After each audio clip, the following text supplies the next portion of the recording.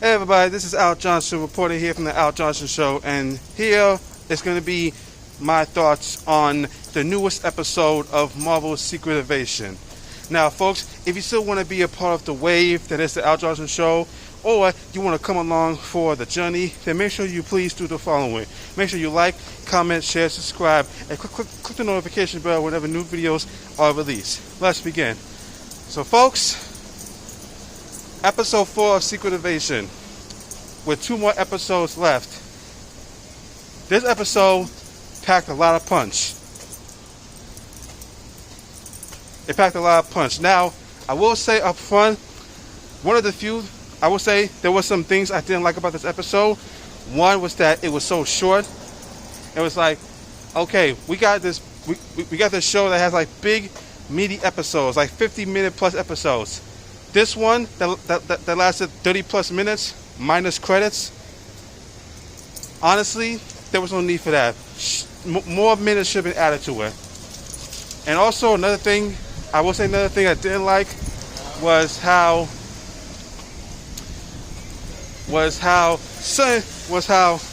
the way certain things played out made me think, that needed more time. Maybe another minute or 2. But other than that, this episode was a lot of heat. I mean, think about it. First off, everybody, y'all were right. Rhodes is an effing Skrull. Man, yo, Rhodes. Whoa, not just any Skrull. It's a female Skrull. Like that scene. I think I read something about it where this female Skrull, where she was taking a shower, something aliens alien shapeshifters aren't really used to. It's like just taking a nice shower and just feeling comfortable in their own skin. And then as soon as they put on the mask, so to speak, all of a sudden it's like, well, there goes my comfortableness. And that scene, yes, it was shocking and a moment, but it also really showed, I guess you could say, the vulnerability of the Skrull and why it does what it does. And that begs the question. I mean, yes, there are people out there who were screaming since episode 2 that Rhodey was a Skrull. Other than asking how did it came to be, the big question is, how long has it been going on? We won't know for sure, but the way Don Cheadle, how he plays somebody pretending to be him with like a little more sass and more attitude, I ain't gonna lie, it's kind of funny. Like him saying, what did he say to Fury? I don't know. He said to Priscilla, how, I fired Fury. Actually, no, I DDT'd him off the top rope. It was Undertaker level. It was amazing. It's like, okay, that's nice. Wrestling reference in the MCU. I mean, that's like the second time that's happened. I believe in Spider-Man Homecoming, you have Vulture saying like, look at you. Oh, I'm the Shocker. What is this, pro wrestling? Amazing. I remember that. And the movie came out 6 years ago. I remember that. Crazy. But yeah, wow. More wrestling references. And the way he said to Fury, listen, Fury, why don't you take your ancient butt out of here before I launch the finish, whatever he says. Like, yo, the way Don Cheadle he plays that Skrull impersonator of Rhodey, it's kind of genius when you think about it. But also another big thing that happened, the scene with Vala and Fury, I guess you could call it the Russian roulette type of scene, where Fury, because he bugged the phone, heard that basically his suspicions were confirmed. Oh, his wife was still taking orders from Gravik or what have you, and he knows like, hey, I know you're gonna kill me. And the way that scene played out between the actors, yes, there's a lot between them we didn't see on screen other than flashbacks. But the way the actors play out the history between them and everything really does hit you in the feels. And even the way Vala came clean about the person she impersonated and how she had to navigate her way through this world while Fury was gone. And I also love that thing between them at the end after they both shot at each other and realized they missed. And even though Fury said how, despite the things I did wrong in my life, you are by far my greatest mistake, he even then said, I know for a fact, if I could go back and do things differently, even if I could go back in time, there's nothing about it I would change. Like you could tell the love was still there, even down to the last bit. Would you still have loved me if I was sorry about that. The way Vala asks, would you still have loved me if I was my true self, if I was in my own skin? And he responded, I guess we'll never know. Man, that was something. Sorry, I'm just out walking my dog, as you can tell. So yeah, that stuff was great. But I also really liked the action sequence where the president got attacked by Gravik in them because Rhodey had set it up. How Rhodey set it up? As the attack was going on, he was in his truck, like,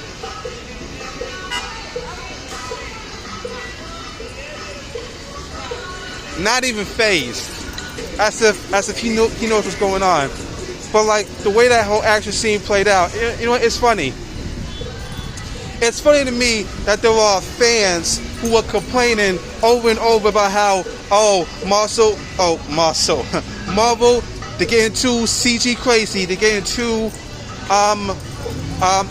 bright, they're going too cosmic, they're going too this, they're going too that. Now this show is stripped down. Yes, there's CG, but it's used effectively. But also, it's getting more serious. People are even comparing it to Star Wars, Cassian Andor, and now people are saying, "Wow, this is boring. I'm missing the Marvel flair." It's like, people, make up your mind. What do you want? What do you want? But regarding this action set piece, it was remarkable. Seeing Gravik basically in now stage 2 of being a full Super Skrull, him having the Groot stretch powers, wow. And man, the death of Talos, wow. R.I.P. to a real one. Talos, him basically going out after he was telling Gaia, who, by the way, she survived like we all thought she would.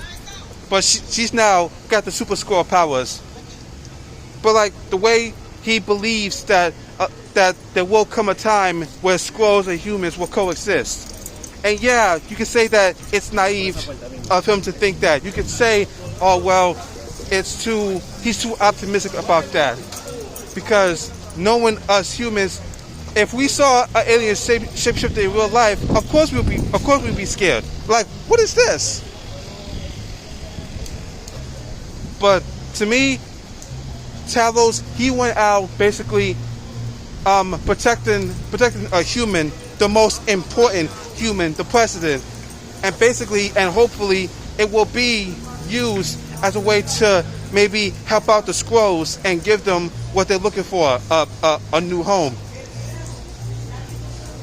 And like I said, the whole action stuff was great. Like the way Nick Fury cocked that shotgun and shot the dude, that was a sick shot. And just also like I said, the CG was nice in places.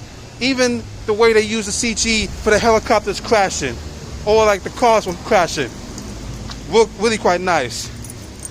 But man, the way I look at it with this show, it is a bummer. Nobody's hyped about it. Nobody's talking about it. There's not a lot of discussion behind it. And you know what's ironic? going back to Andor, the same thing happened with that. There were not a lot of people talking about it. There weren't a lot of people drumming up interest like, oh man, did you see Andor? That's some great stuff. Apologies for that again. Man, have you seen Andor? That's amazing. Go watch it. Nothing. Compared to, say, when Mandalorian came out. Bro, did you see Mandalorian? Yo, Star Wars is going full Western. This is great. Same thing with Marvel. Man, have you seen WandaVision? Yo, it is some crazy, crazy stuff. You gotta check it out. Here, Secret Invasion. Oh. Okay. And it's a bummer. Like I said, it's a bummer. But for me, I'm digging the show. That's all that matters to me. I'm digging the show. I like how serious this is. It was cool to go back to the quantum realm. It was cool to see the gods. It was cool to see Moon Knight. It was cool to see the cosmic stuff. But honestly, it was nice to go back to the human stuff, the grounded stuff, the stuff that made Civil War my favorite MCU movie.